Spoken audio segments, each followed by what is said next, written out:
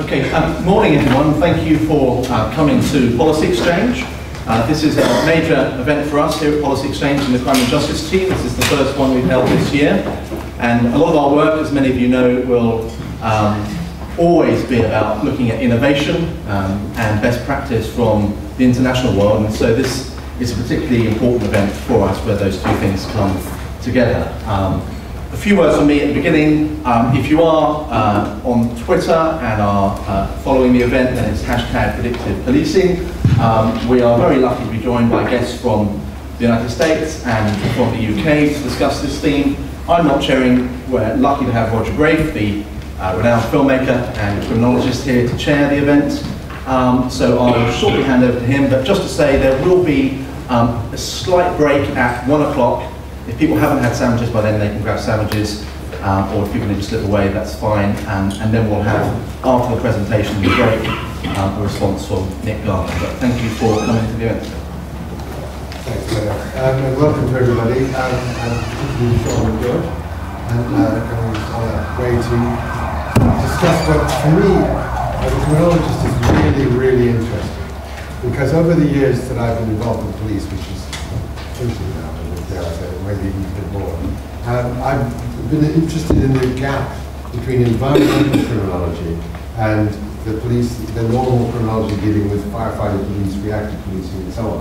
And as I traveled between these two worlds, I kept saying, you know, there's some really interesting stuff in crime pattern analysis that you guys were interested in, repeat offending patterns and so on. And slowly but surely, conventional policing seems to absorb some of those lessons. Hotspot policing started in Northumbria here in the 90s. But I remember saying to a commissioner, assistant commissioner at the Met, look, I don't understand why people are more interested in numbers and patterns and this kind of thing. And he said, well, we're starting to use numbers. He said, but we still use our gut feeling about the numbers. You can't give up the attachment to our gut feeling yet. And it has taken a while. But one of the things I'm hoping to hear from Sean and George, particularly Sean, is how the gut feeling squares with the kind of complexity and forensic refinement, if you like, of this technique. So that's enough for me. Sean. Okay. Thank you. Make sure I'm on. Okay, how's that? Good? Well, first of all, I'm Sean Malinowski. I'm not Charlie Beck, as I hear, but it's always good to put the boss up there, don't you think? Charlie Beck, I'm not nearly as tall or handsome as Charlie Beck, but I work for him and he's let me do a lot of interesting things that I think are going to affect crime. So let me run through this first. This is an article, and I know that some people have read this article. I think, yeah, this is an article that came out maybe in 2008. It's Chief Beck, when we were talking back to the years when we had Chief Bratton as our chief, we had been talking about just this issue that you bring up about, you know, can we do a better job? Now the numbers are pretty good. We had, for the first time, clean data and a volume of data that we could rely on, and how can we leverage that to do a better job in crime reduction? And then this article is just kind of our current chief talking to the police community about, let's get smart about it, like some of the retailers are in terms of using data to improve profits, our bottom line being fewer victims rather than dollars. So the question we kept asking is, what if you could stop a crime before it happens? And you know, that seemed like kind of science fiction-y a few years ago, but we're finding, and through the work that I've done with my colleague George Tita at UC Irvine and with some of our colleagues at UCLA, we're starting to see that, in fact, over the last few years in a computer modeling environment, that we can predict with some accuracy and account for about 70% of the crime through these forecasts that they are able to produce. So we got it to a point where we thought, let's make it actionable. And there are a couple of things that I'd like to put up this definition, because predictive policing as a term, we started using that term a couple of years ago, and it kind of took off in the US, at least with some of the funding agencies, and the media picked up on it. I don't know, it's the alliteration maybe of predictive policing they found attractive, but this kind of stuck, and it's created a problem for us sometimes, because they think it's like that Minority Report, where we're arresting someone before they commit a crime. And in fact, this is not an individual-based strategy at all. We're not taking data about individuals, we're not profiling individuals. It's not an arrest-based strategy either, which is another argument that people are concerned about. Are we going into areas that we've somehow labeled as bad areas and arresting everyone we see in those areas? And that's certainly not what we're doing. I believe that if we're making an arrest, we're wasting our time. You know, we can't arrest our way out of this volume of crime. So I wouldn't like to have a police officer down in the station for 3 or 4 hours booking a burglary suspect who's going to be out in 3 days when he could be out there preventing burglary.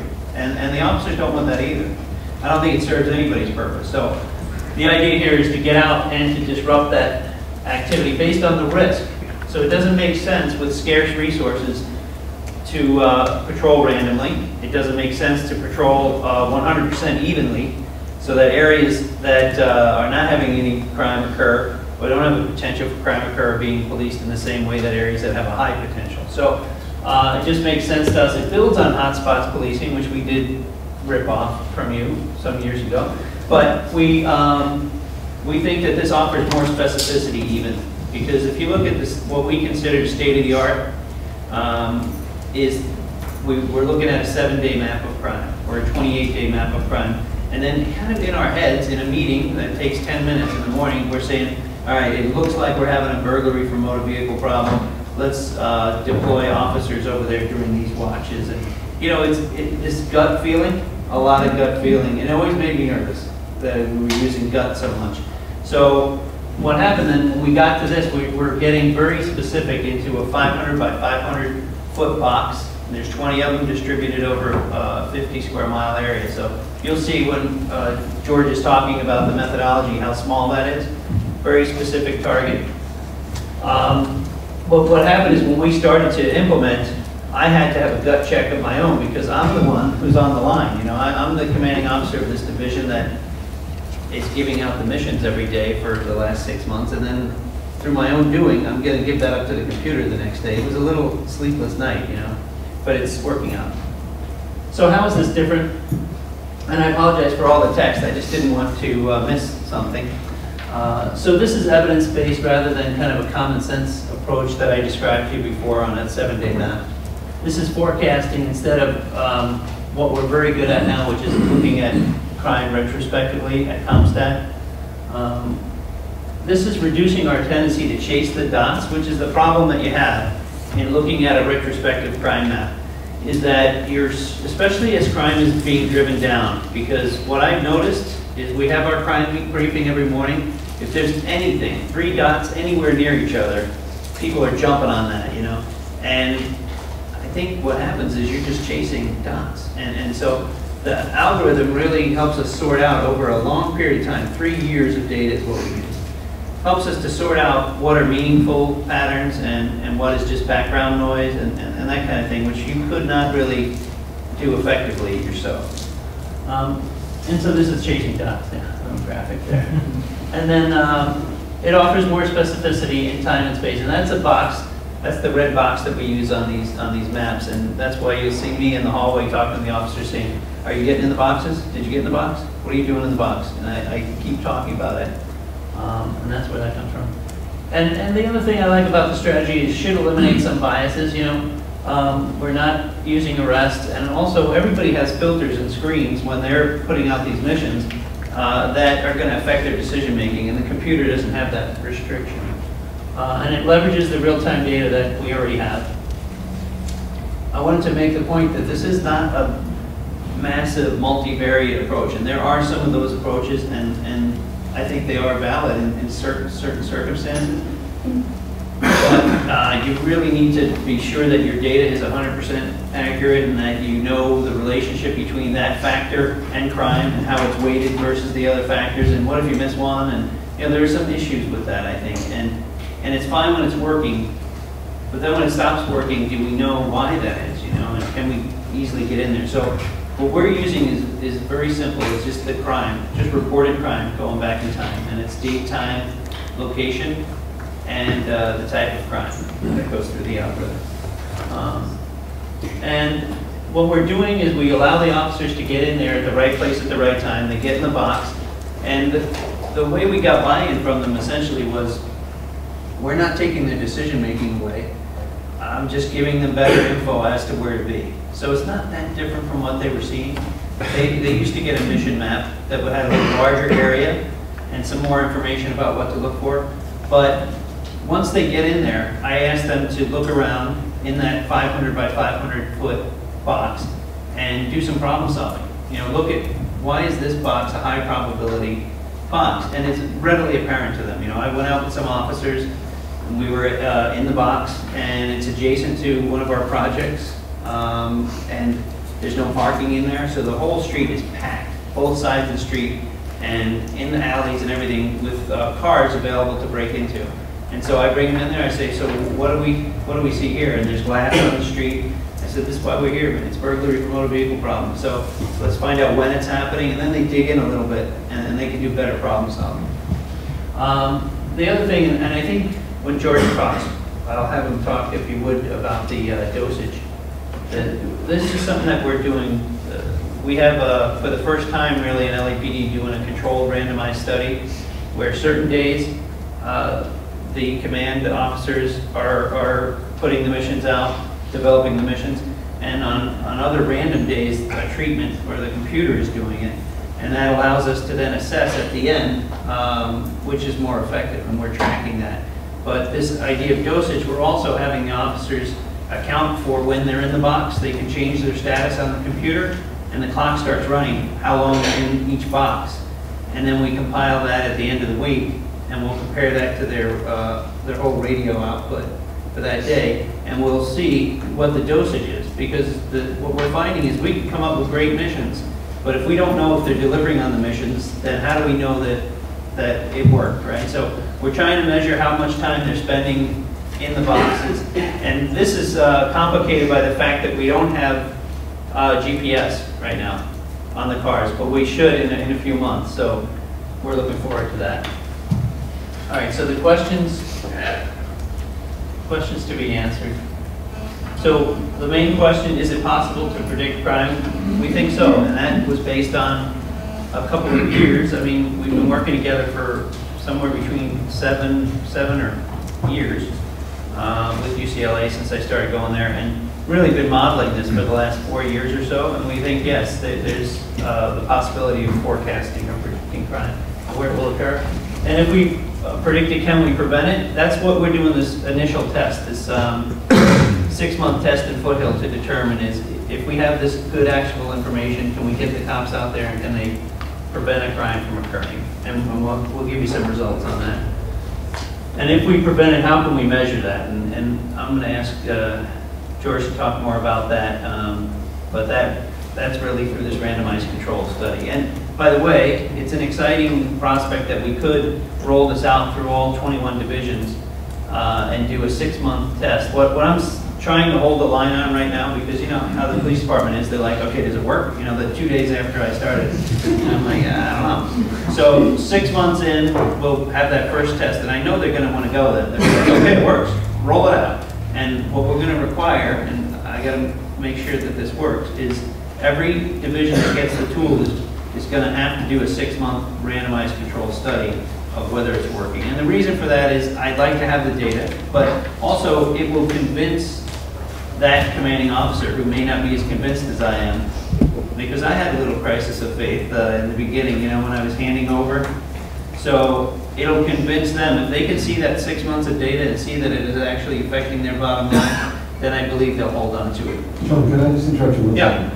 When that example you gave, taking the guy out into the box, there's the broken glass, all the cars, what does success look like to you in a situation like that? Well, you know what I think success looks like is if we go back and we look at our crime numbers for that week, and instead of having you know, 10 or 12 burglaries from motor vehicle, if that's come down to 8, you know. Okay. So we have fewer victims. That's what the bottom line is for me.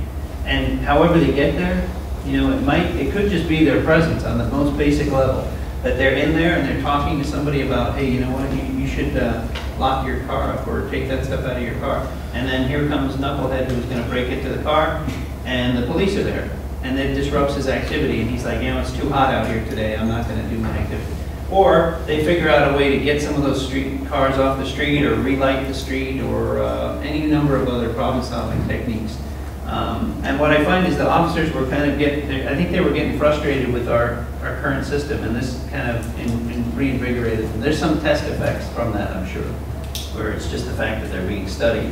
That's true, but all I was going to say is that in order to get the cars off the street or improve the lighting, you have to go through the city council. Yes. And that takes a long time, and do the ordinary officers have the authority to do that? I just want to tease that one out. Sure. Well, you know what the officers can do, and they're pretty skilled at this, is they get with our senior lead officers who are responsible for that type of thing, and they'll hand that off as a project to them. And you're right, I think it would be a longer-term solution. Some of those things take months or a year to happen. But just the focused attention on that, I think is on the most basic level what's going to disrupt the criminal activity from occurring. And the other compound effects, we were talking about this earlier, is that you don't have the officers tied up in the station making arrests and filling out reports because you're having fewer crimes occur, which allows you to be out in the field more often, which allows you to have fewer crimes. So there should be, over time, a cumulative effect. So those are the three questions. This is this is just basically the model of how we do the predictive modeling. We get some kind of visualization tool. We send it out either via video or, in this case, on printed maps. They design the intervention. This is the dosage. How many officers are we going to send? And really, this reminds me to talk about dosage. When we have a crime problem sometimes in the city of LA, they'll send so many officers, 20 officers in a task force to tamp down this particular crime, and it works. Nothing moves when they're in there. But when they leave, it comes back. There's other side effects. People feel like they're living in a police state. So we had, up to this point, to this study, we've had no information on what the proper dosage is. So how long does a police officer have to be in there to be safe and also to be effective? So we're just starting that dosage. And once we get the vehicles with the GPS on it, I think we'll make great strides in that area. But we're starting to look at that. There's also this idea of pushing the GIS, pushing the stuff to the car so that they're only getting just-in-time information. One problem we're fighting at LAPD is there's too much information now. They have too much data. These officers are totally overburdened. They're going to watch 30 slides in roll call and remember one of them. So we'd like to get them the information as they're driving through an area at a time they need it. So we're working on that. And then the data that they collect while they're out there, we're working on a way to get that back into the analysis. So that's just an overall model. And then this, I think, where I'm ending, there's a big issue. I heard people talk about it earlier, is how do you get the officers to buy in? And this is one of my biggest fears in rolling this out to other divisions is, I don't know if you can tell, but I'm pretty much a zealot on this stuff. I believe it's going to work. And that comes across to the officers. And when the captain is into it, and they like the captain, and he cooks them Thanksgiving dinner and stuff, then they're going to do it. But what if you got a guy who's like, I don't know, Malinowski came up with these maps, go out there and see what happens then, So we're going to give a couple of series of seminars to teach people to be creative and put things out. They got this when we started. It's a little one-pager. The officers want to know what the rationale is. And I think you just be honest with them and say, hey, I appreciate you taking a leap of faith and doing it. And this kind of explained to them why we were doing it and why it's important that they get out there and use their knowledge, skills, and experience to when they get in the box. So, and then when it was working, we started sending follow-ups, get in the box, and then it turned into a whole thing in the station where people couldn't wait to tell me that they arrested someone in the box, and I had to say, remember I said it's not about arrest? I don't want you dragging someone back into the box to make did it happen in the box, or did you drag him back? So, and at this point, I was going to suggest that my colleague, Dr. Tita, come up from UCI and talk through some of the methodology that has been used. So if you maybe answer the question of, sorry, why did you choose Foothill? You want to speak to that? Because Sean was the I was the CEO. That's why. And it was perfectly suited to the model. It was really because we needed, the most important factor we thought in the first test was that buy-in from the officers, and I knew I could get it done there. So how do I? It's the, yeah, that one. Okay. Well, first off, it's a great pleasure to be here. And already, I don't know if I'll ever be able to talk about this without stealing Graham's, forensic refinement, because I think this is exactly what this boils down to. Predictive policing is not a new policing paradigm. It's not magic. It's not hocus pocus. It's forensic refinement. It is a better way to allocate scarce resources. And as I like to say, after a decade or more of crime reduction in Los Angeles and in the United States, the low-hanging fruit has been plucked. The goal, unless people start bringing back items that were stolen in the last 5 years, crime isn't going to go negative. So we can't have 5%, 5%, 5%. We have command staff at LAPD that believe that if we drop crime 5% last year, we better do it this year. At some point, we're just going to have to accept that there's a bottom, and we're not going to go beyond that. And I really think it's going to be difficult to maintain staying at that bottom, and that is where such forensic refinement as predictive policing, I think, really can play an important role. So, what am I doing up there? I'm working with Jeff Brantingham, who's actually an anthropologist and studies hunting and gathering societies, which is very important. George Moeller was a postdoc at UCLA in the Department of Mathematics, and he's now at Santa Clara University, that refined the algorithm that we're using, and there's me. But I think why it's so important that one might say, an anthropologist studies foraging behavior. What does that have to do with crime? And the answer is, I think it's obvious. It has everything to do with crime. Because we don't just have this black box algorithm that if you just feed a lot of data on, it just so happens to spit out some pretty good answers. It's based upon some principles that I think make sound social science, or based upon sound social science theory and what we know about human behavior. And for that matter, the behavior of all species. And that is foraging behavior. And that is that behaviors and patterns of movement through one's environment are predictable and not random. That there are bounds to where a species will forage for some particular resource. Take that resource away, and maybe the species moves on, or maybe that species becomes extinct. And we're arguing that it's the same thing with the criminal. That if you can reduce the opportunities for crime, that the crime isn't simply displaced elsewhere, the crime becomes extinct, if you will, because that patch is no longer able to provide the resources and opportunity structure for the foraging criminal. So I think I said everything I wanted to say. What do we know? So this also fits very well with this notion of repeat victimization and the near repeat phenomenon. There's a lot of work has been done out of London by Shane Johnson and Kate Bowers and Ken Pease.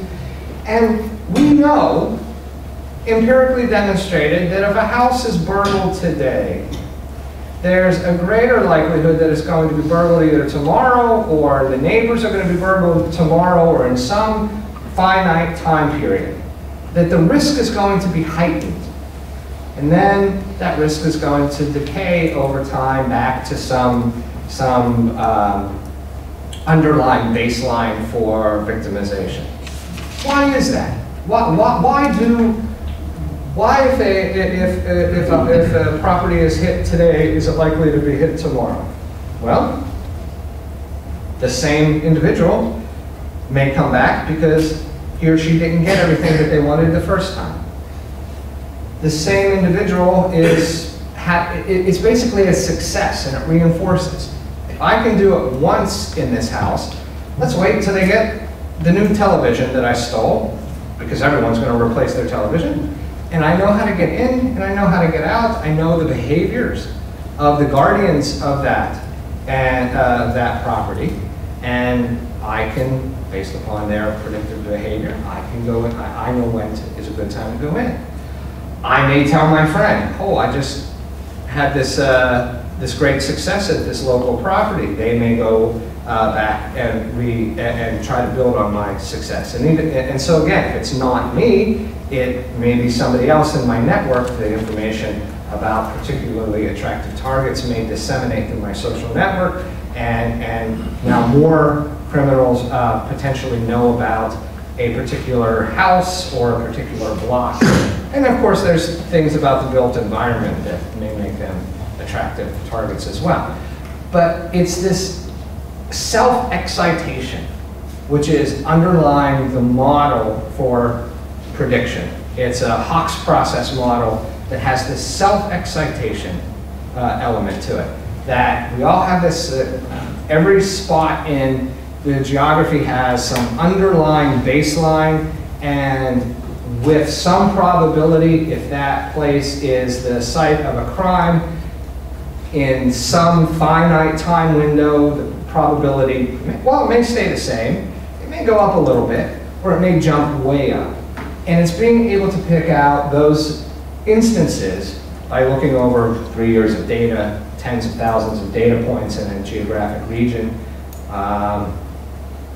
thousands anyway, being able to pick out where it seems to be the case that there's real self-excitation versus just random noise in the model that is leading to the predictions of how to police these areas. So,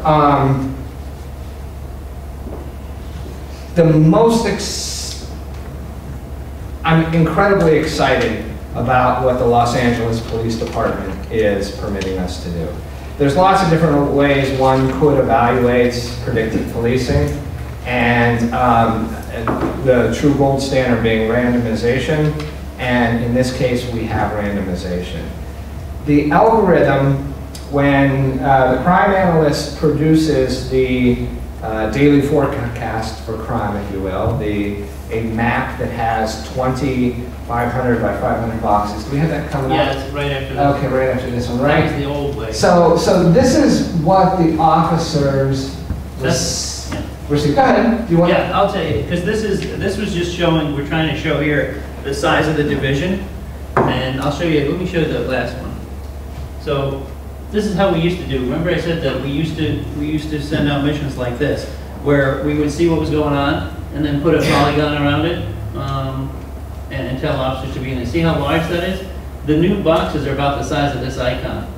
All right. So if you go to that next map, see how small it is. This is all Foothill, and that's one box.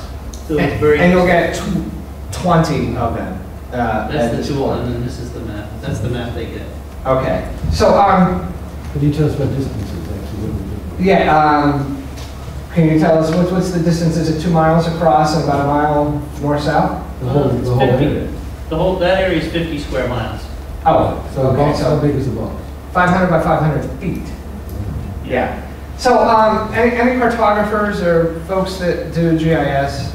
Yeah. I teach GIS and have for about a dozen years, and I would shoot one of my students if they produced a map like this for anyone. There's way too much information that the human eye. I mean, really, robbery, PM, you can't discern any true patterns on that in a meaningful way. What it does do is it gives somebody like Sean great confidence that they are conveying all of the important information with these, with the text boxes and Yes, what we found is it got more and more cluttered over time. It used to just be the polygons, and then people wanted more info. And so that's what it used to be, and then we've changed it now to the forecast map.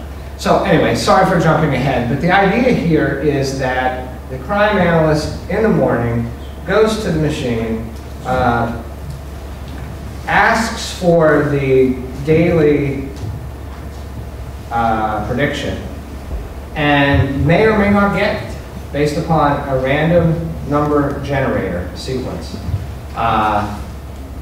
The computer may say, sorry, that forecast is not available today, in which case she must replicate a map with 20 500 by 500 boxes, and we've come up with a very easy way for her to create that map.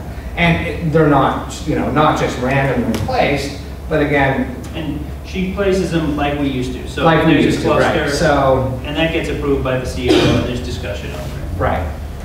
Versus the other day when the computer will actually generate the crime forecast and everything is spit out automatically. So the idea is to determine whether or not this works. And I think we have to define what does it mean that predictive policing works. One, we want to know whether or not we can predict where crime occurs.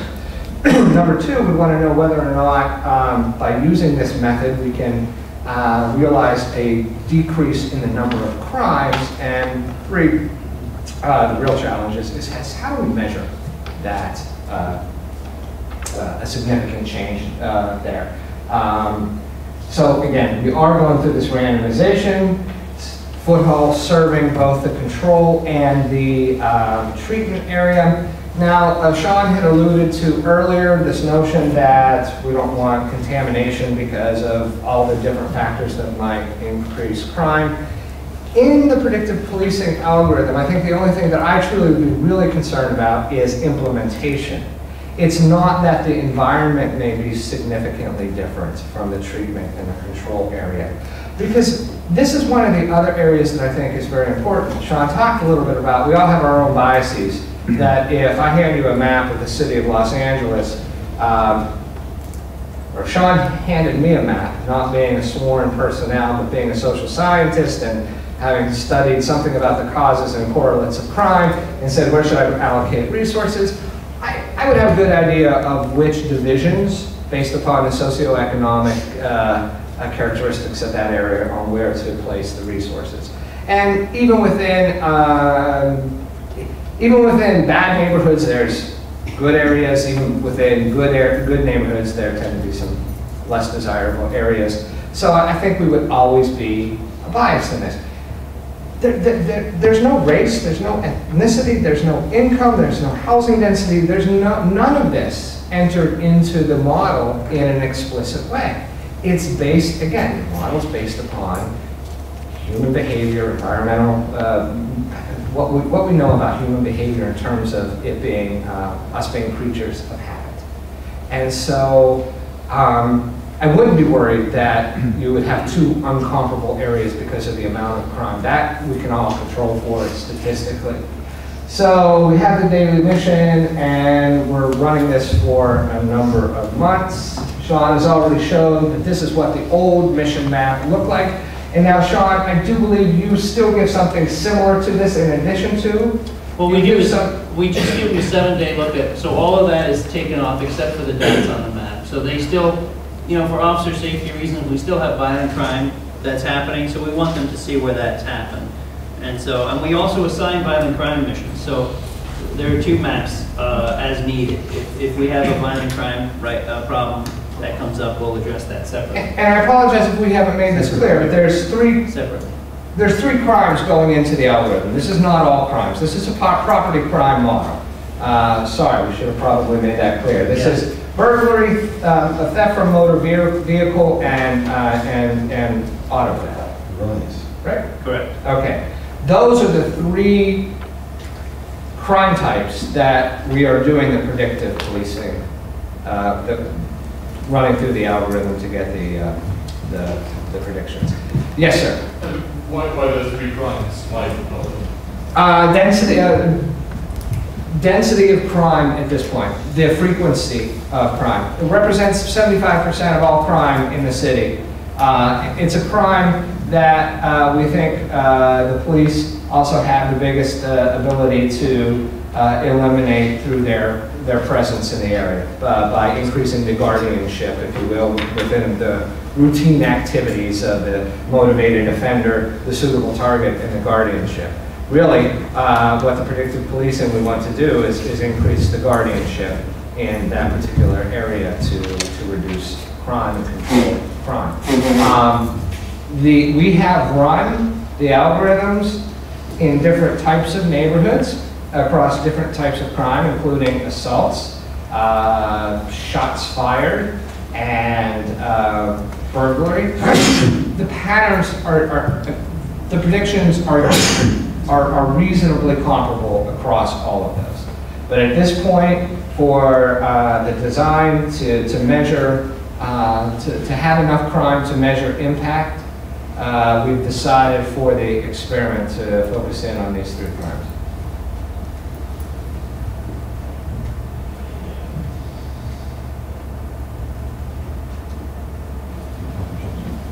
Oh.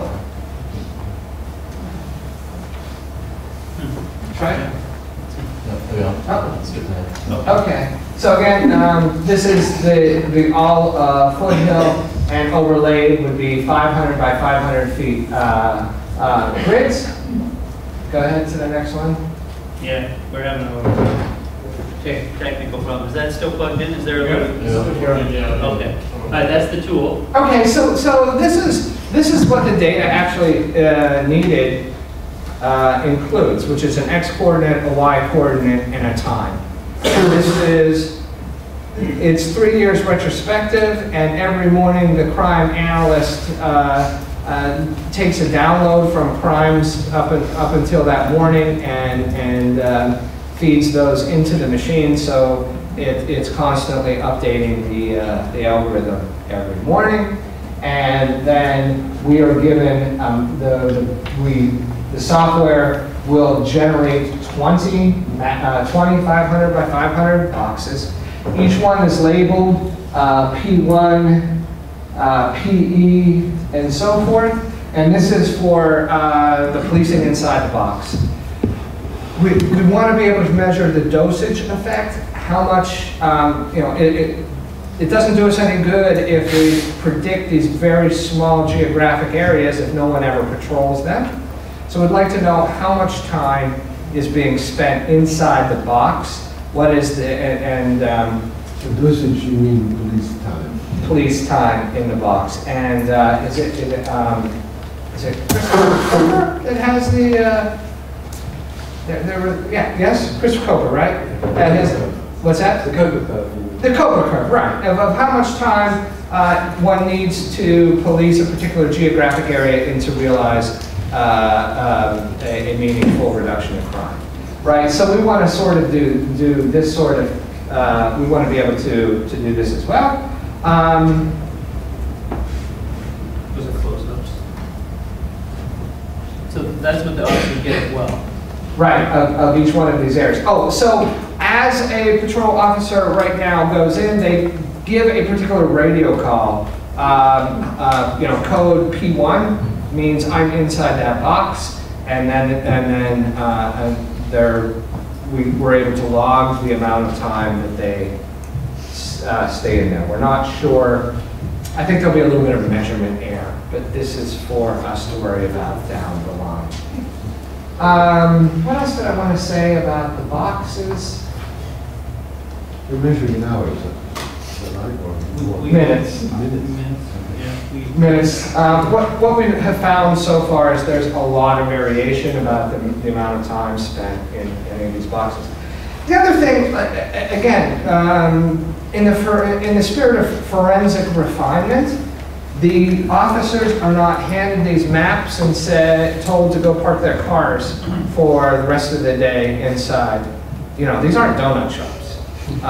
These are just 500 by 500 foot. Sorry, Sean. Yeah, that's funny.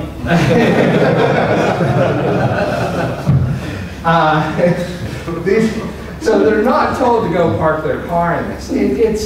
It's at the margins, right? Go do what you normally do. And when you're not answering a police car or a police call, okay, or not responding to some emergency, please make sure you spend a little bit of time in these particular very specific geographic areas in the division.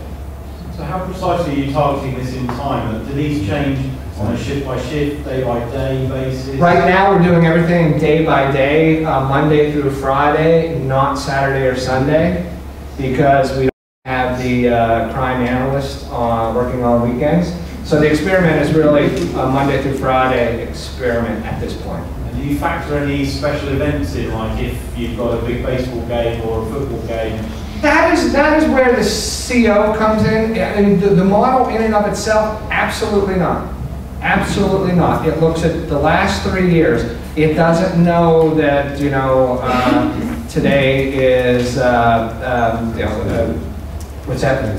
Thanksgiving, or yeah, Cinco de Mayo, or... The only way that we get that is in seasonality of the crime, you know, because it's 3 years of data, and we would hope that those same patterns are embedded. If there's a series of, you know, like school is coming back into session, we know that affects burglary, and so those we think are embedded in the data, and at least it seems that way. And then I think what George is saying is, if we know we've got something, like I've got a big park in the division and we have a big event there where people are going to be drinking or something, then obviously I know that's going to affect our mission, and life goes on as usual. So I'll assign officers to that thing, and when they're done with that, then they're free to go to the boxes. And you'll see an example when we go through some results here of where we have very little time in the box and very few checks, and we can explain why that is.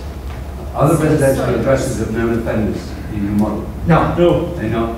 And what's the relative weights of the main variables that you mentioned? There are no variables. The only variables are location and time. Indeed.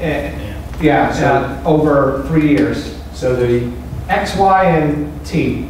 you're not using repeats, or you're not using more sophisticated variables than that? No, the model itself, the algorithm will pick up the near repeat phenomenon and generate the predictions based upon observed repeat and near repeat phenomena. Okay. What are you doing that time in relation? You said that's one of the questions. Days. When they're busy, sorry, just one second. When they're busy, you know, answering a call, then after that, could they please, you know, pass through a box or go Right. to visit a box? But that's time. That's random in terms of when they'll be free to do that. You know what? We talked a lot about that because the model can tell you the highest probability time window to be in there between like 1 and 3, for instance. Okay. And in Santa Cruz, they did an experiment and they gave that information to the officers. And this is when the optimal time. What they found is the officers, if they didn't hit it between 1 and 3, they never went there. And that's not what we want. We want them paying attention to the boxes. Right now, it's every 24 hours. The new version that's going into North Hollywood, the next will be every 6 hours. They'll get a new map, so it'll line up with the regular watches. So when you come in, your boxes, and we've been comparing them now. It's like an iPad app, the way we can look at one versus the other, and you see the variation. So we'll have that. And then we're working on a future version that will, in fact, be an iPad app where, based on where you are in the GPS in the iPad, will produce a map based on where you are at that time and show you where the boxes are. And even we'll build an electronic fence around the box so you don't even have to look at it, just give you a tone when you drive into a box. The only reason why I picked that up, and forgive me for interrupting, but other people in the room will know and work here, that British burglars, as it were, very often want to see a body on the beat because they know where they are. And they say, oh, right, and when they've gone past, then you can go and knock on the house and say, you know, was George there? Oh, no, nobody's there. We can go and do the house because we've seen the body walk by.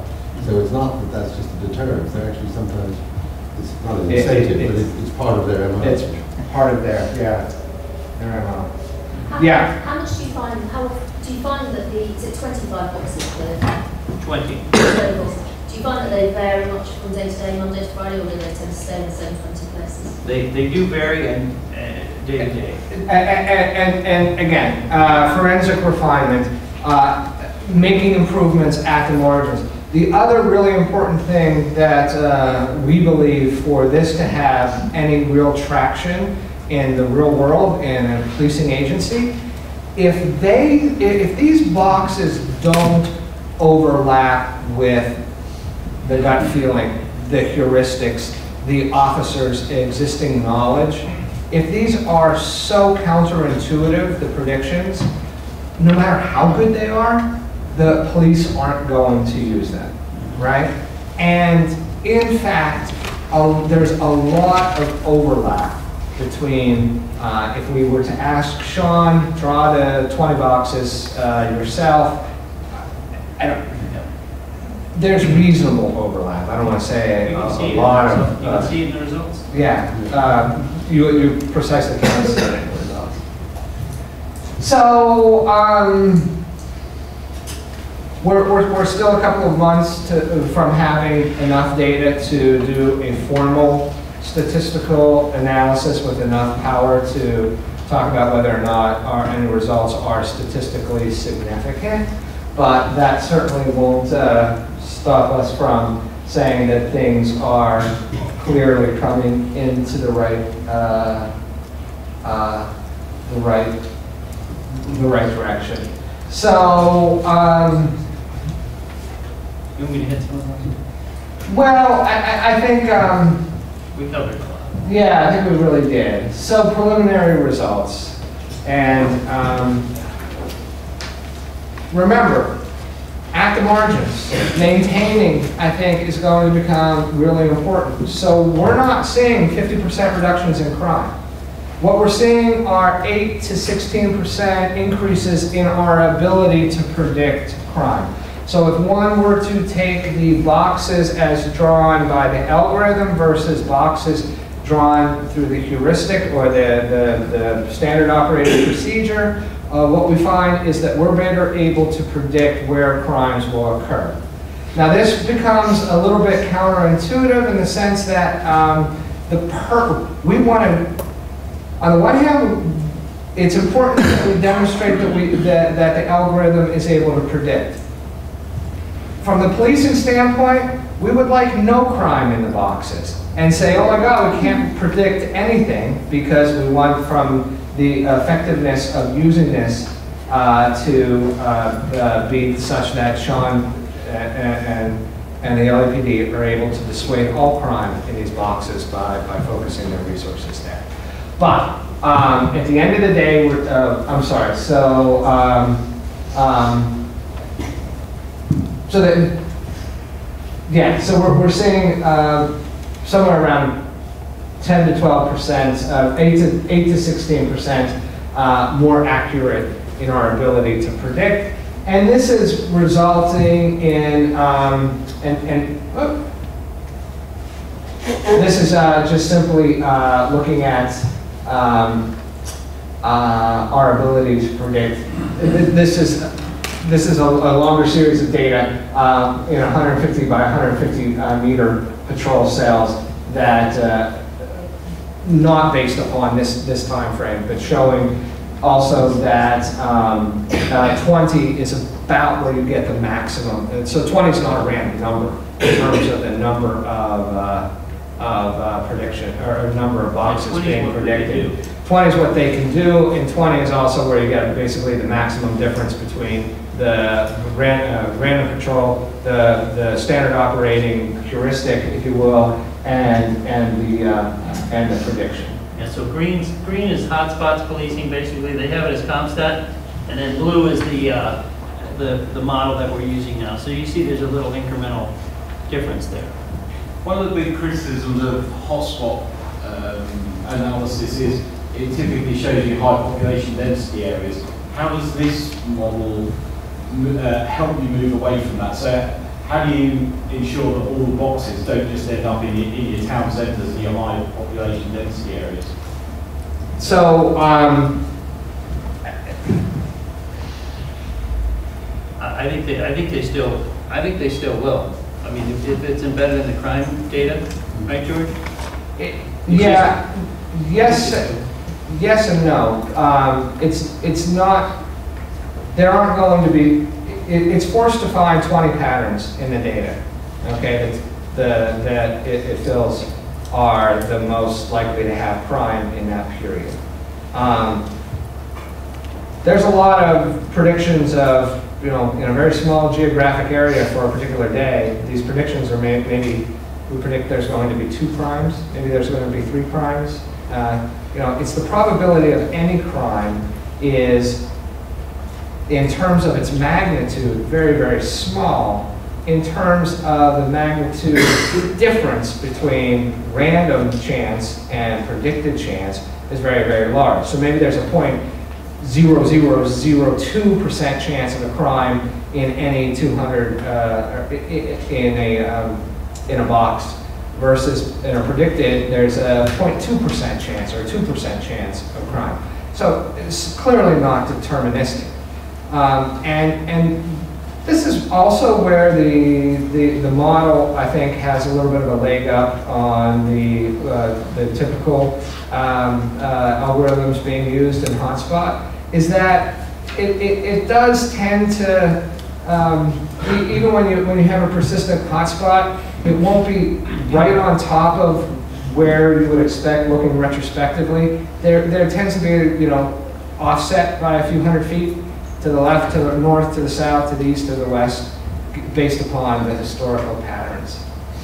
George, yes. One thing I didn't press either of you to do, but it would be quite, I think, helpful. Just tell us a little about Foothill, because how is it all residential? Is there a bit of a downtown? Yeah. Is there a bus station? Go ahead. Yeah, you know it not much better. So Foothill Division is in the San Fernando Valley. It's north of North Hollywood. So right nestled against the foothills there. It's 50 square miles. It's a lot of working class families living there. There's also a lot of light industry in there, and there's a rail going through there with lumber yards and a lot of wreckage, auto wreckage yards and things like that are readily deal in stolen property and things.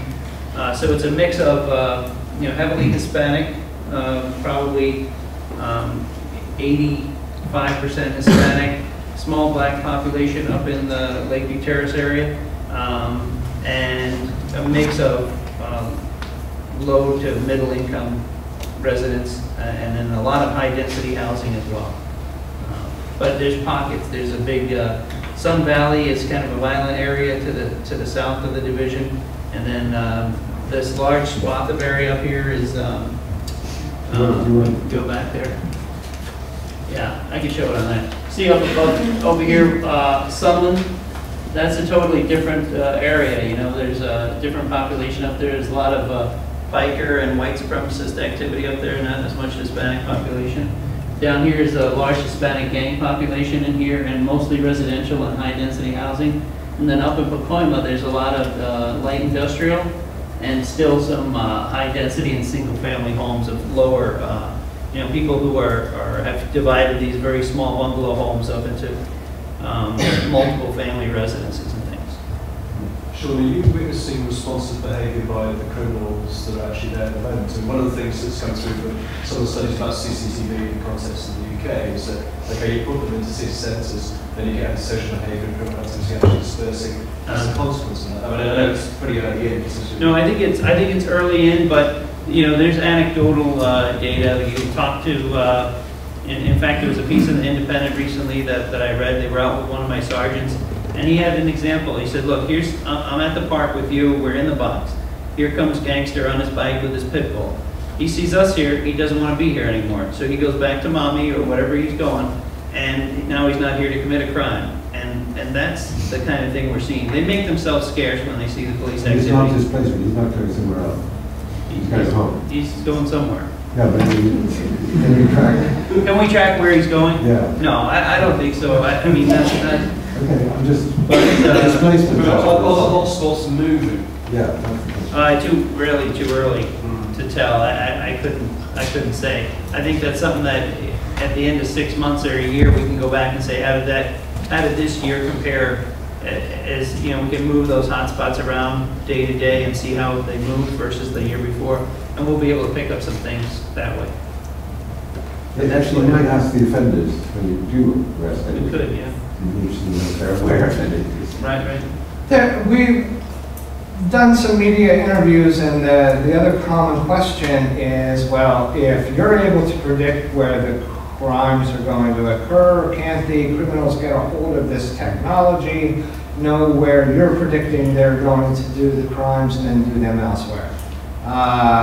Geez, that's given a lot of credit to the typical auto. Yeah. Both of them, a lot of them are meth addicts, and they would get halfway through that process. Halfway through deriving the Hawks process. They couldn't do the whole thing. No.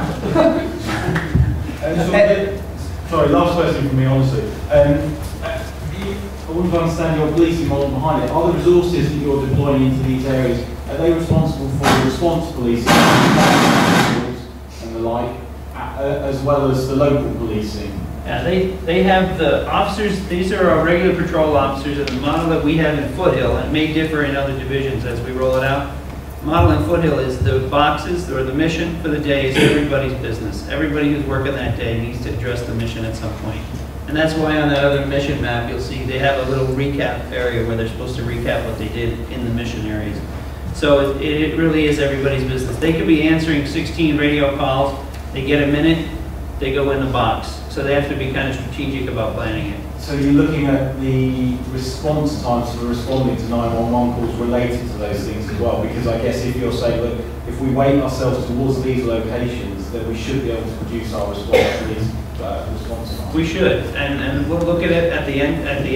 I think we haven't been looking at it as we're going along, because I don't know that there would be any measurable difference, because the officers are doing this type of thing already. They know during their available time, they call it, in between calls, that they are to do extra patrol or proactive policing. And they used to have mission areas to do it. They were just a little bigger and more based on gut instinct. Now they're in a much tighter geographic area. So it's very similar to what they were doing already. I think this will become very difficult to ascertain until we can do the GPS monitoring and actually know where people are and when. When you use the word mission, do you mean the box, or do you mean the whole? Do you mean the box? Yeah, the boxes are the mission areas. This rests on two premises. One, that people report crime. Mm-hmm. So I'm assuming that, and the second is that the officers report the crime. Mm-hmm. Is this seen in a greater motivation of officers to actually report a crime and not cuff it? You know what? I have not seen that, although I don't know that the officers are looking for an arrest. That's really what they're looking for.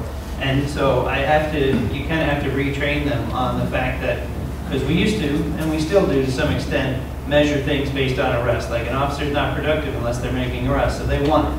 And I have to tell them, that's not what this is about. And then they look at you like you're crazy. And they don't want to take a report, though. I know that. They will kiss a report off if you give them any opportunity. So you have to, I have not seen an increase in reports based on this. I think they're getting in there, and they're pretty much doing what we ask them to do. High visibility, maybe talking to people about hardening a target, and just kind of making their presence known. But in terms of your predictive power, which totally rests on citizen behavior and the recording of crime, you would think that one of the things that you would like to do would be to work with those two to increase your predictive power. I mean, and have more reported crime? Correct. So encourage people to report? Yes. Yeah.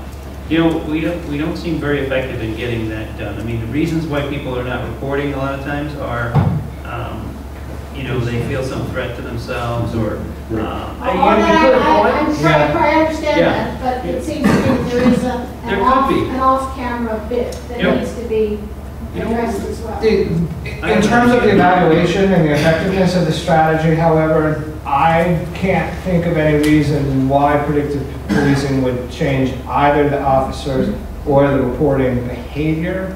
So while it would be wonderful to get more crime report, reduce the shadowy figure of crime and get the true count of crime, I don't think there's been any fundamental shifts. So that's not what I said. I said you would increase your predictive power. You don't think, though, there may be an instance where a crime's committed, an officer is there in close proximity to that crime being committed, and it gets reported, whereas somebody might have blown off reporting, but the police are here, I'm going to report it. We may have some of that happen. Don't tell the chief that, though, because that's going to increase the numbers. I think it might help if you do something about the historical background you're playing into here, because those with a long memory, you're pushing against an open door. In fact, the first predictive software was produced in the UK in 1994 and sold as, eventually to a commercial company, ABM, which was still marketed as Prophecy. It was trialled in the mid-90s in the West Midlands and later in Strathclyde. And of course, at that time, there was no GPS checking, getting the locations right, and the lousy quality of the background data really ensured that the Home Office, British Home Office, wouldn't support that development because it was unreliable. So eventually, this software was sold to NYPD, to Philadelphia in West Australia. So there's been a lot of playing with these kind of ideas. When I came today, I really hoped that the model was going to be much more sophisticated, and that's why I asked my question about whether you included variables like ones that might be derived from these or much more powerfully from Weisberg, who's shown that it's highly predictive if you look at whether an area is improving or getting worse in terms of its crime patterns. Right. But you know, I think we know quite well why it didn't take off in this country in the 90s, and there was then a lot of criticism of hotspotting. So a lot of the questions here are sort of secondary to having actually tried this, not with randomized controlled trials, I would say, but having tried it before and being enormously excited, certainly in the West Midlands, at the sort of results that were observed, and they very much But with that data, but it was poor data, is that? Yeah, I mean, for example, it was common practice to put all serious motor accidents, this is just an example, at the junction where the officers attending the accident left the motorway. And it took a lot of work down at the Centre for Spatial Geography here in London to demonstrate that, you know, all of that data is completely useless. There's similar problems. No, we feel very confident in our data. I mean, we do. We spend a lot of time with our crime analysts coding it, and there's a million codes. And I think we're very comfortable, especially since Chief Bratton's time, that our data is very good now. We would not have the ability to do this in the past. Okay, that was all leading up to one thing, which is the most predictive helpful thing in our trials was when we amalgamated different time periods and visualized the change over time in little cartoons. So you could actually see the predominant crimes moving around a city space. Everybody who used that and saw it at the time, and I think it's still there in Prophecy actually, thought this was great. Now I noticed that your time coding not only doesn't grade up within a color, so you can't use a sort of static visualization, but you didn't mention any time visualization. So that's where I... We don't use the density mapping for this purpose because we want them in a very specific area, not graded. Although we do that kind of animated GIF version of how are crime hotspots moving around using retrospective data. And I think eventually we can do it here, show where we predict over time crime moving to. But for it to be really actionable, we felt like we need to get them in that very small geographic space. Yeah, and I mean, the other thing that we didn't have ComStat to reinforce it. So it was do it if you want, you know, if you're really taken by this technology, well, have a go. But the interesting thing is, I was the patrol commanding officer in Foothill then, and now I'm the commanding officer of ComStat and our crime center. So we will be able to drive it, you know, from ComStat. Can I just take this moment to ask George, do you have things that you want to add before we stop? When we come back, we can come back and do the results. I'm not sure that they're, this is just a fine place to stop. It is. Or is there 2 more slides and we're done? Give me 2 slides. Okay, so I can go ahead. Sean put this together for his. This is the first 5 weeks that we were doing. Just kind of give you an idea. It's persistent, but so this red line is the 2010 average of these 3 crimes: burglary from motor vehicle, and GTA. So in 2010, per week in Foothill, we were averaging about 60 of those crimes. This is strict time series. It has nothing to do with the control versus treatment days that we're going to do at the end of 6 months. But I want to see, so I can give the officers some feedback.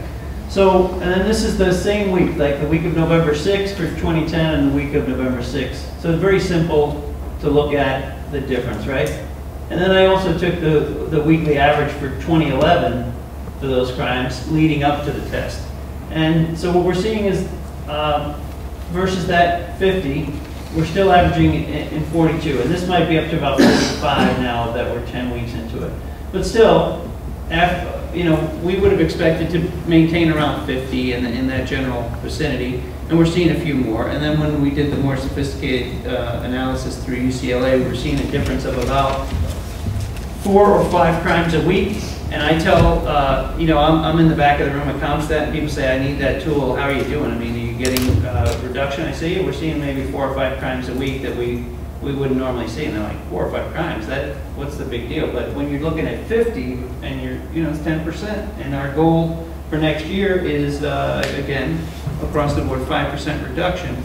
So if we can get you 8 or 10% on these crimes that make up the bulk of your crime problem, I think that's going to help you through the year. And it's just that incremental, I'm going to steal it from you, Nick, again, the shaving of additional points of crime off there. So that's one slide, and yeah. Sure, I'm just wondering whether there are any things that your gut tells you should be input into this model that will help you a little better. I mean, all I noticed were your traditional sort of crime policing data analysis cycle, which didn't seem to be reflected in this test study.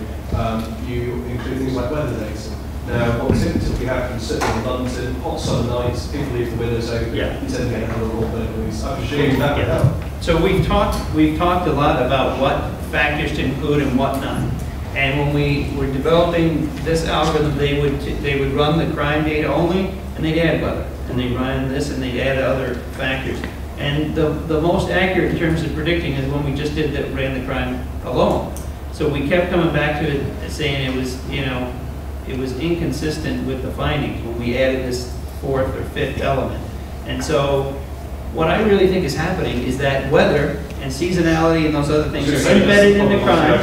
And if you put them in again, it gets double represented, you know. So the fact that it's hot in the summer, we're going to see that crime coming up every summer and then come back down. So if I add it in again, it complicates it, I think. I mean, I'm not a mathematician, believe me. It's about having the most parsimonious model we possibly can, and keeping things as simple while still maintaining the integrity of the prediction. You know, I'm a social scientist by training. I believe that there are lots and lots of important psychological, sociological elements that we need to understand that we need to explore to truly understand, you know, why crime happens in a particular area and who commits crime, the importance of the built environment. But just as Thomas Schelling was able to take a very simple idea, a very complex idea, that of segregation, and reduce it to a very simple choice and demonstrate that when you take out all of these other social, psychological explanations of why we end up with segregated residential housing, and instead say, well, we prefer to live, we don't mind living with other groups as long as there's 1 or 2 or whatever that's similar to me, that it produces segregated societies. And there's something very powerful when you can explain very complex phenomenon with a parsimonious model like this. I like parsimonious models too, if you can validate them. The 500 by 500 block, I wanted to understand why you were liking on that. Partly the size. I mean, I can understand when you're capturing data, it's convenient to have a rectilinear grid. But on the ground, that may cut through an apartment complex and not make kind of practical sense. How did you get to that? You're absolutely correct. In some ways it makes no practical sense. If we go back, you can see that it's lopping off you know, street corners. So it's would make sense if the drawing followed the boundaries of streets and housing lots. Yeah. At the very But you know least. what it does? It forced the officer to get out of the car because the officers are in such a tight spot in an intersection. And you know, I'm not going to tell them exactly what to do. I say, get in there, get in the box, get out of the car, and you can get out and walk around and see in that space what needs to be addressed. And we actually, going into this, we had 500 by 500 foot boxes that they were using in Santa Cruz, and I said, you know, that's awfully small for a division my size. Can we go to 1,000 by 1,000 or something? And they ran the model, and it was not as efficient in terms of the predictions at that larger size. So they decided to go down to 500, and actually, it's been actionable. I mean, we can get people in that space. I'm going to use my discretion here to pause and to give everyone a chance to get their sandwich or Yeah. to go. We've got a couple of slides which we'll resume with. Yeah, and I don't even know that we need, that's just the usage. Okay, well, if we don't have it, there are. And just one last thing. Next time, I should have done, because we hadn't really started the questions, please introduce yourself. So tell us who you are and where you're from, if possible. That would be helpful for our speakers. Okay, we'll be back in 10 minutes. Ladies and gents, Nick Argan, Chief Exec at the NPIA. I've been asked by Blair just to share a few thoughts by way of reflection on what we've heard, as well as a very brief thumbnail sketch of some of the interesting things that are going on in the UK at the minute of a parallel nature. My first reflection, and I don't think that reflected in some of the questions that came from the floor in the course of the presentation, is this feels like a moment of reawakening rather than a moment of revelation. And the work has struck a chord among many in the room and takes us back to a journey that we have collectively been on since I guess the 1980s in policing. Although somebody showed me a PowerPoint presentation the other day when somebody with a rather longer memory traced this all back to Adriano Balbi and André Michel Guéry in 1829 in France, although the predictive element of their metropolitan crime map was its strongest point. Sean's absolutely right to say that what we're doing here, and these numbers he talks about, we've been talking and agreeing violently this morning as we followed each other around Radio 4, Channel 4 News, that this is harder and harder as you build on more and more success. And what we have each done is, on either side of the Atlantic, we've had considerable success in reducing crime, and you then find that you're really just shaving off at the margins, and actually tiny percentage point reductions are really impactful.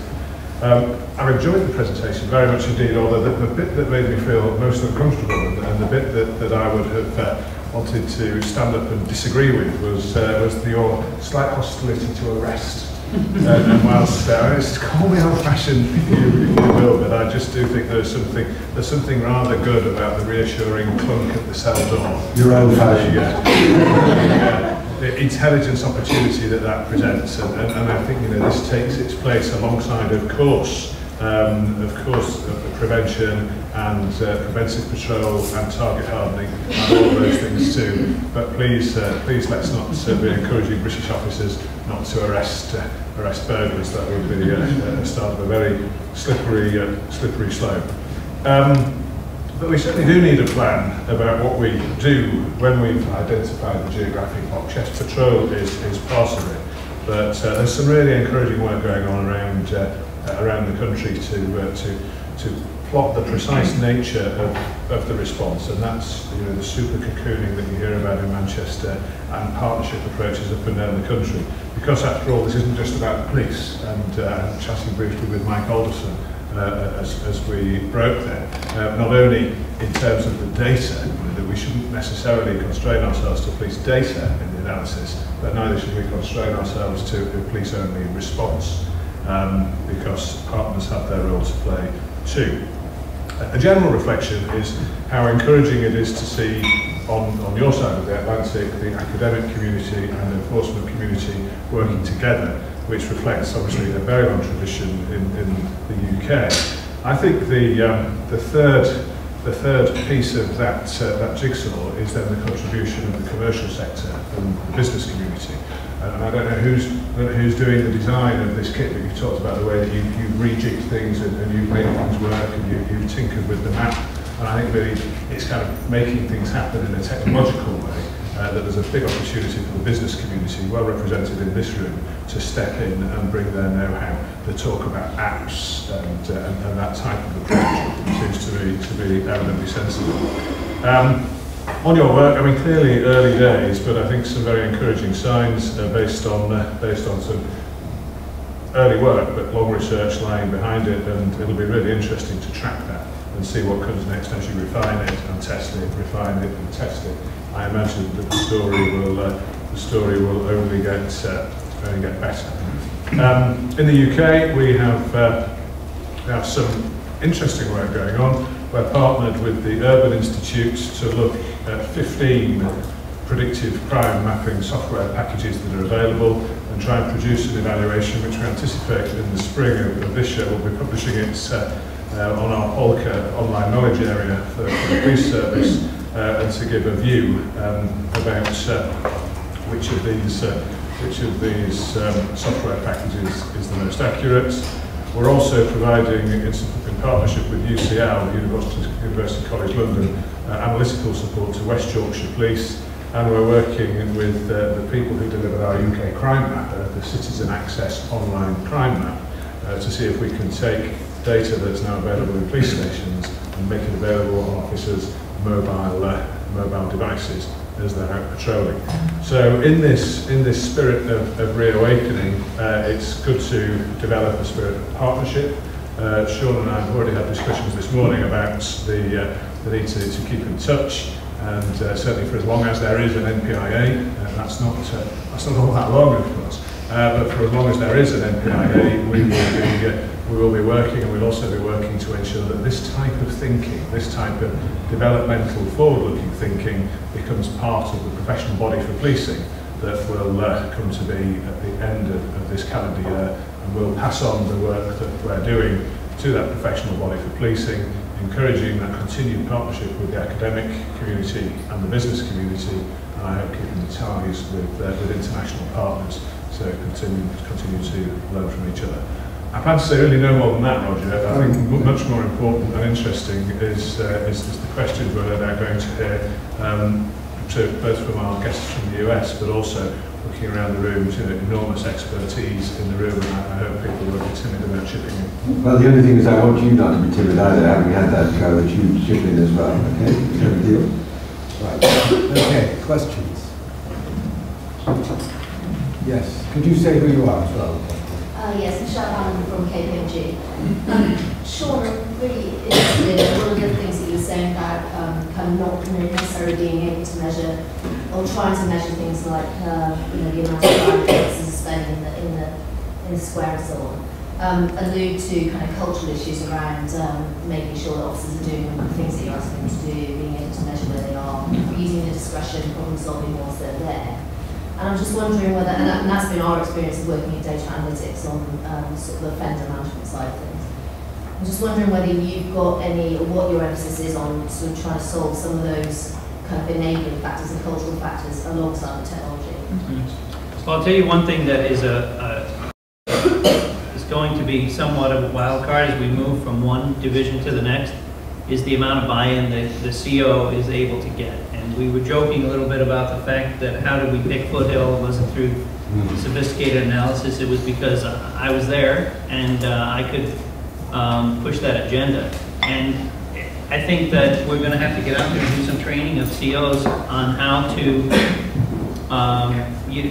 we're not used to convincing the officers of the value of things, we're used to ordering them to do it, And in this case, because you don't have a lot of, there's not a lot of checks and balances, and there will be with the GPS, but they can get around that too, they're smart, If they don't want to be there, they're going to tell you they were there whether they were or not. So I think a lot of it has to do with buy-in, and it's got to change the management philosophy in some of these divisions where we encourage people to be creative and we tell them they have a responsibility for fewer victims, and we're going to help you achieve that but you need to get in this box and you need to do what you know, use your knowledge, skills, and experience to make it happen.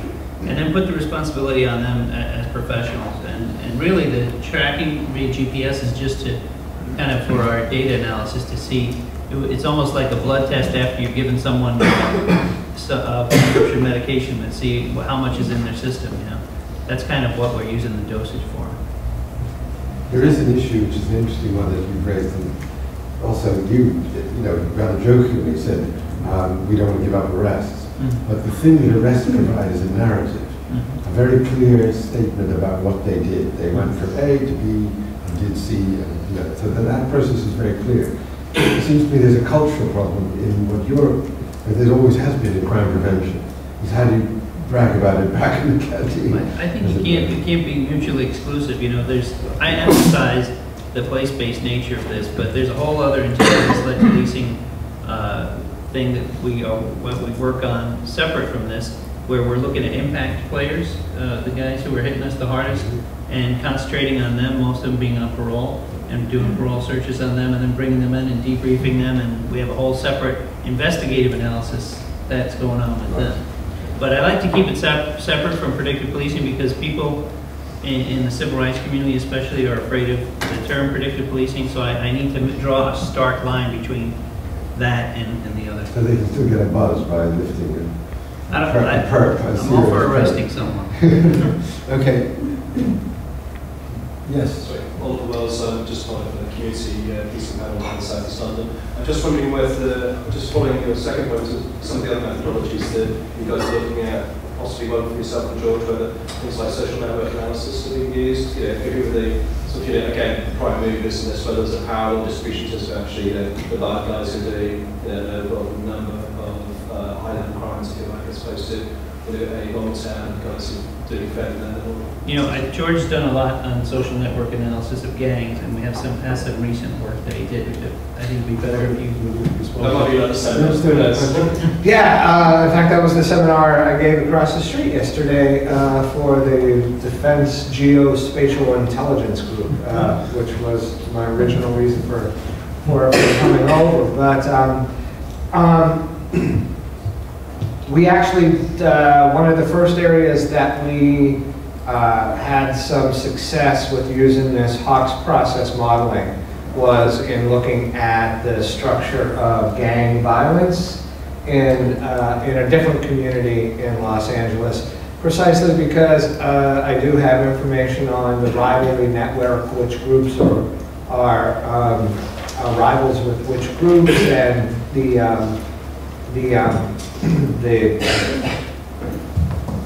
2 or 3 years of several thousand incidents that involved a gang member, whether it was shooting at one another, killing one another, or some violent crime.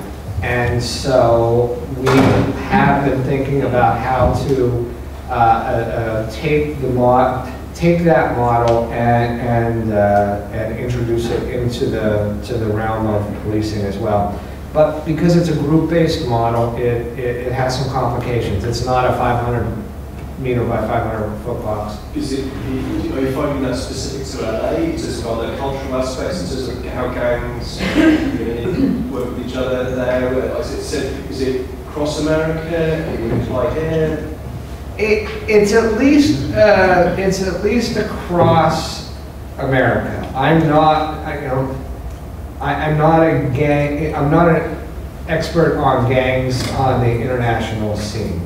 So what you call a gang over here may be very different from what I'm familiar with in the United States.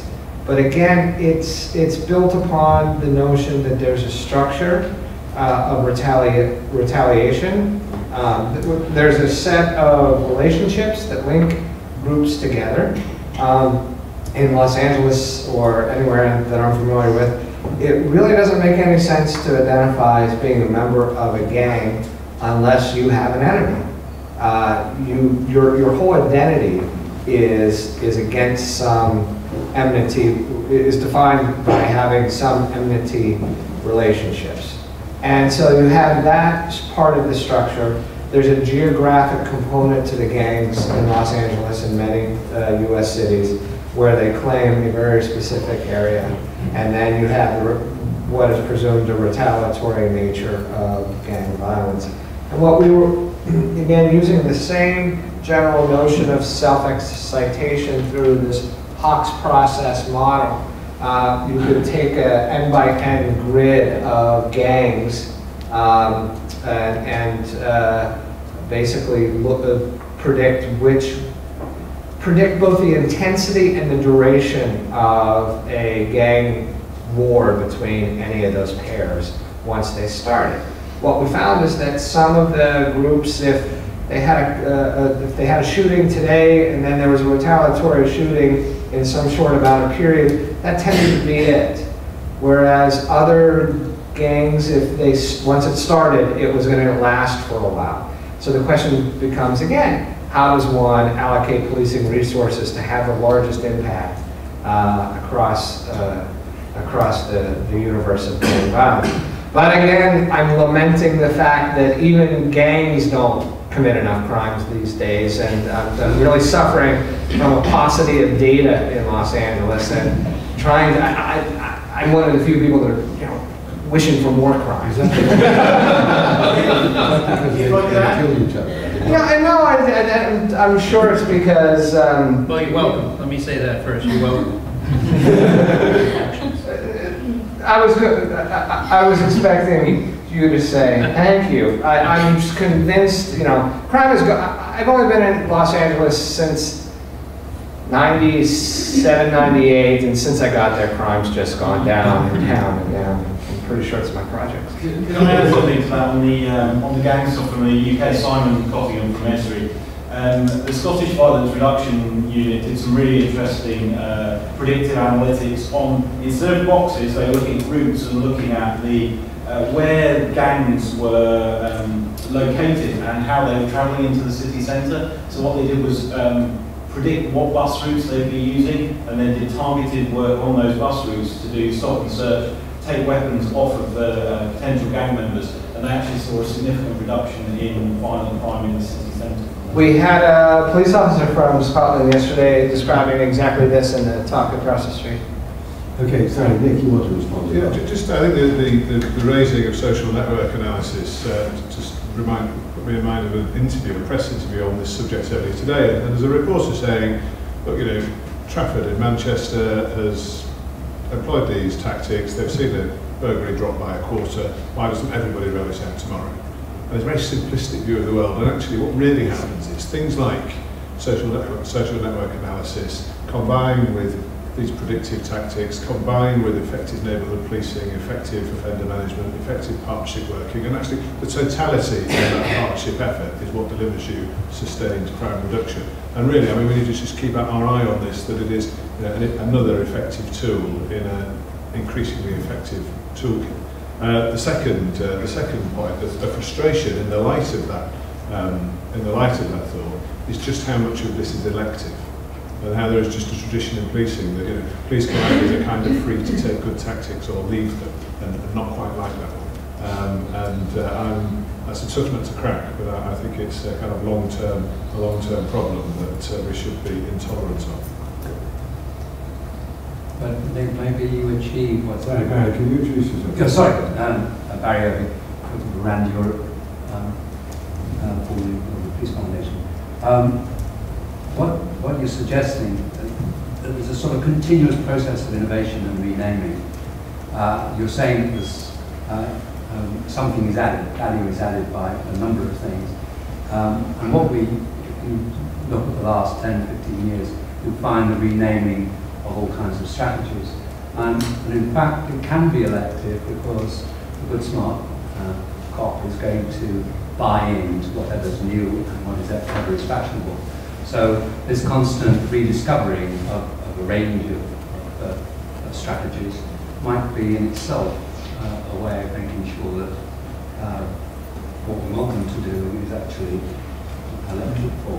Well, I think rediscovery is rediscovery, and that's one thing. Renaming is renaming, and that's quite another. And I just was reflecting as we went through the presentation today, how long will it be before I hear the word dosage presented back to me from a different corner of British policing, we find new and flashy ways of not that happens, of course, but we do find new and flashy ways of describing tried and tested ideas, but quite distinct from that. I once saw a letter in the Times which was quite critical of policing. It was from some very senior medics, and they were saying there's just something about the police service that doesn't properly build its evidence base and doesn't understand as well as it should what works, and isn't sufficiently effective in terms of trialling and randomised trials and getting effective research around policing. And I know that colleagues at the MPIA had made great strides in that a long time before I ever got there, and they continue in difficult circumstances to continue to try and do that. But it goes against the grain of policing, and that really is my observation. Yeah, which is what I meant by that. Okay, more please. Yes, could you introduce yourself? Ellie Rice from Innovation Works, CBS. Just building on that point there around sort of research. Actually, Ellie, people in the back will hear you. Sorry. Just looking at the question there of research in the UK and how you can build that relationship with police forces. Obviously, with the OPIA phasing out in the sort of near future, where do you see as sort of that touch point for research institutes and academics looking at police-related problems? Certainly, in my experience over the last couple of years, having left police force gone into industrial-based research, it's been actually quite a challenge to build up that relationship with police forces, because some of the points that Sean mentioned earlier, unless you have a sort of commanding officer who's very open to new technology or new ideas coming in, is kind of forward thinking, open to take something on and try it, it can actually be quite difficult even just to start a conversation, because obviously budget cuts, etc., police are focused on what works here and now and the resources they've got. So trying to open up that conversation to take something new on board is really difficult, yet you can start to see the benefits coming through just by taking it on. I just wonder what your view is in terms of where research is going. Just pause a second. Did everyone hear that in the back or not? You can repeat the question. Okay, well, where basically this challenge of what comes next in protecting the police research community post MPIA. It's a discussion we had this morning at a Whitehall Industry Group event, and I think that there is sufficient determination in people like Sir Dennis O'Connor and the Inspectorate of Constabulary, some of the senior figures of the Home Office, to take that kernel that is the research analysis and information team at MPIA and find a home for it, probably in a reduced size, but nevertheless with a pretty healthy future going forward. There's sufficient determination to ensure that will happen. And precisely where it goes, we'll wait and see. There are politics around all the potential outcomes for it. But they, since their days as the Home Office Police Research Group, that they have grown and improved, and they're an absolute jewel in the crown of what we've got, and we would be stupid to do away with them. What will go, I think, individual forces will be scaling back their capacity to support this type of work, and we're going to be really dependent on the biggies here, the big players, and we may scale a few things down as we go through sort of lean times and fallow times with a view to having to build back up later on. The quality of our partnerships with the academic sector will therefore become more important if they're good. And again, there are very few questions that I'm asked to which I don't have part of my answer as the business community, but I think that's true again here. And in particular, in terms of applied research, there's a really exciting proposal which is gathering some momentum with, it's led by Finmeccanica, the Italian company, who are looking to take the night works model that works in the military, where industry and the state come together to talk about problems and then toss the problem into the night works machine, and they'll come up with some sort of creative solutions to it. The idea is for blue light works, for policing, there will be a partnership that will kind of take some of the strain in the kind of applied research, technological research. Yes, Betsy, please introduce yourself and everyone may know. Betsy Stanger from the Met Police, and as an academic, former academic, current academic, inside the police for the last 9 years. I also think that it's taken a long time for police services to understand how to work with not only businesses, but academics as well. I am the single point of contact for research in the Metropolitan Police. You'd be surprised at how little people understand how to approach, what to approach, and the other thing is they come trying to sell wares as opposed to really understanding that the only way you're going to do this is to map it onto one of the worlds that the police live in at the moment, the language within which they can understand this world, and the practicalities that they might get out of something. So trying to sell something, which is in my experience, I get lots of people calling me, I'm trying to sell me this package to do this and that package to do that. And we're not, because at this point, we're not going to buy. But collaboration is a different issue, and I think the world has changed. But it's very, very different to do research on the outside as an academic and on the inside as an academic. And it's something that is a skill that people also need to understand and use as well. David Page, I'm a retired police officer, so I can probably talk slightly more fully than some of my colleagues in the room. I'll cast a couple of things into the room to start with.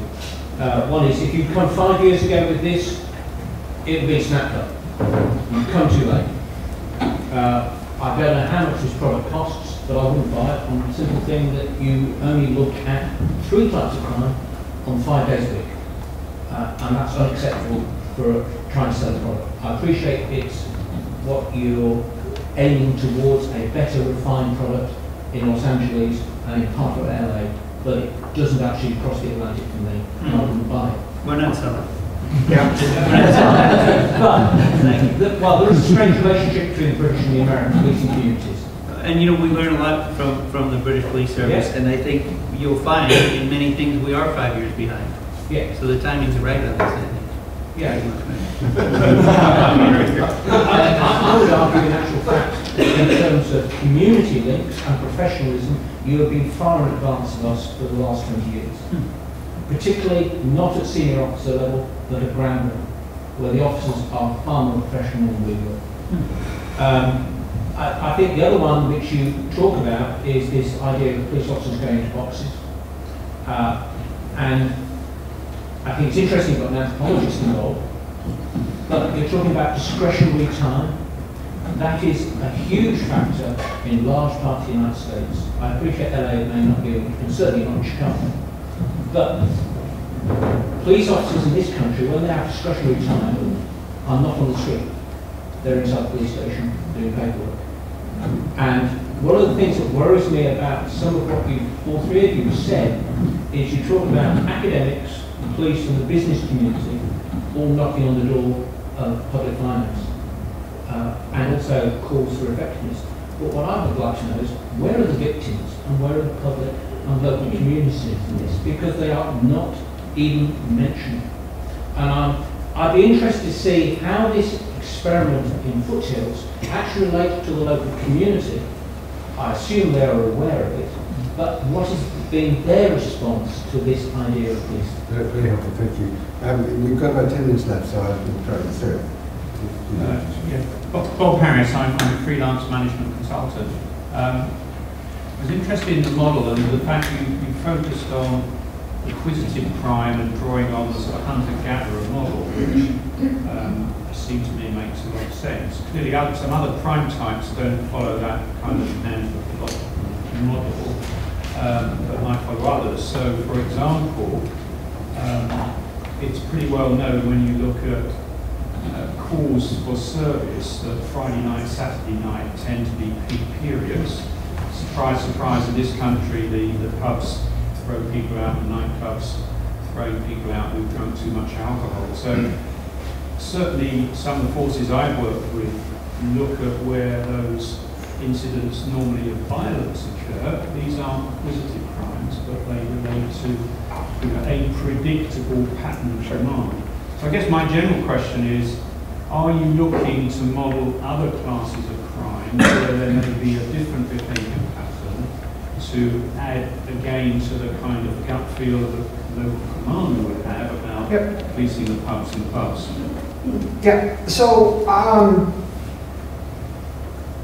this project began about 7-8 years ago under, and if you Google University of California Mathematical and Simulation of Crime Modeling Project, or just Google Jeffrey Grantingham and go to his homepage. We've been looking and working on a variety of different models in terms of understanding crime formation patterns, from reaction diffusion models in physics to the Hawks process models to agent-based models. We've been looking for many years trying to understand the best we can about the generative processes of these observable crime patterns and how one might police them, how one might impact them. So the short answer is yes, there are lots of different types of crimes with lots of different types of models we're looking for.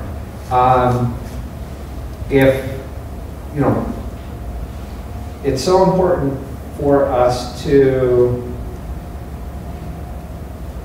demonstrate the efficacy of this predictive model before we try to go on something that is as simple as property crime before we try more complicated gang assaultive whatever behavior. So let's see if we're even there with the predictive policing in a statistical and in a meaningful way.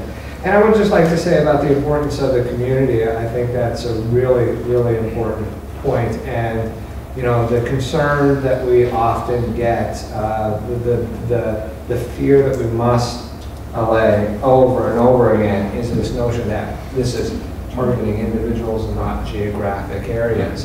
But we've also gotten comments that, boy, it's nice to know that you're trying to protect us from crime, that this is a not after it happens approach to crime, and you're just going to come take a report after my home has been broken into, and that this can prevent crime in my neighborhood. And people have asked, can we go to white collar crime, and what if identity theft, and would there be patterns that one could intervene on if somebody has stolen a credit card, where they're going to start using and taking advantage of the information that they've stolen. And slowly. There is one question that comes out of what you were just saying there as well, and that is redlining. Whether this would be used to redline boxes. Everyone know what redlining is? The insurance companies just redline bids which they won't insure because of high crime. Or mortgage won't lend. Mortgages won't lend, yes. So I just wondered whether this could be used, as it were, against those people in those boxes, predictively, as the redlining does. Not any more than crime data already does. There's nothing, I would argue that maybe we could turn that around and say, oh, they know that there should be crime, and now they're going to prevent the crime there, so maybe we should drop the insurance rates. That's never going to happen.